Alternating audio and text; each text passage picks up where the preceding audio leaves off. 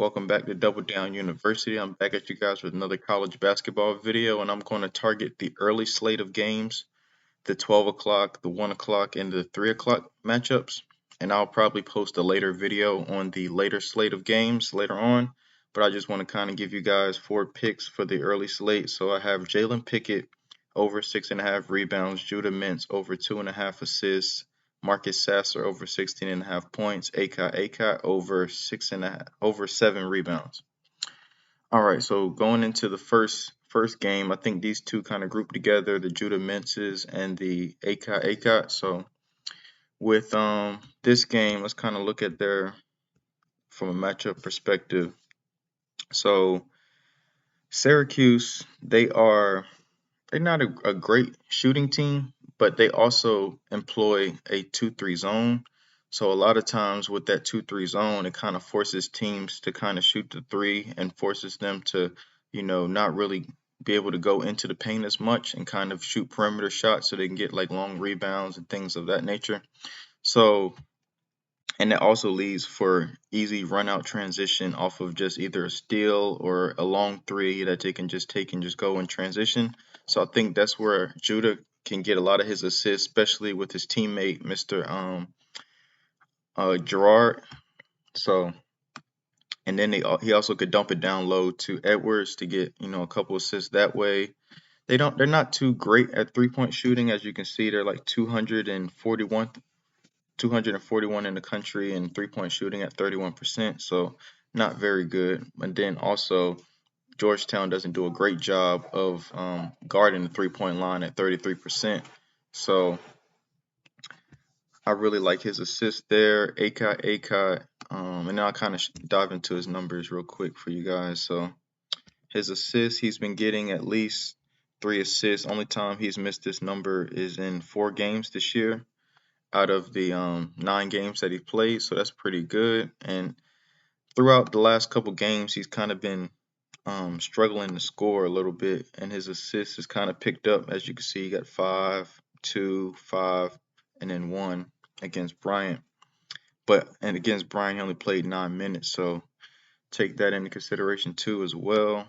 But yeah, I like his assist in this spot with Akai. He has pretty good numbers. And the reason I'm playing him, they don't have Wahab on the board, the Georgetown center, but I like Akai because he doesn't get in foul trouble. He only had 3 fouls twice this year.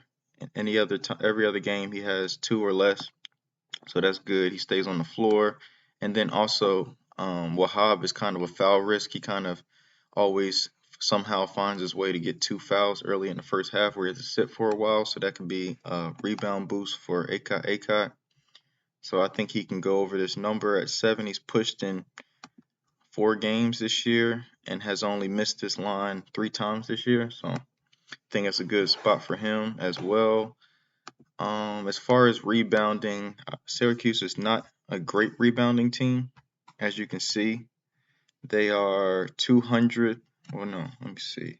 Yep, so Syracuse, they are 293rd in the country in defensive rebound percentage, which is bad. And then as well as offensive rebound percentage, they're middle of the pack at 143rd. So I think they could take advantage of the glass in this matchup, Georgetown and Akai. So moving on to the next one is Jalen Pickett. I love Jalen Pickett because, as I stated in previous videos, he does everything for this team. He's kind of employed in like a James Harden role where he scores, he rebounds, and he assists, but he scores only when he's needed or he feels he's needed. So, but I like his rebounds here in this spot, mainly because Illinois, they are a tough defense, and also, let me see. Here it is.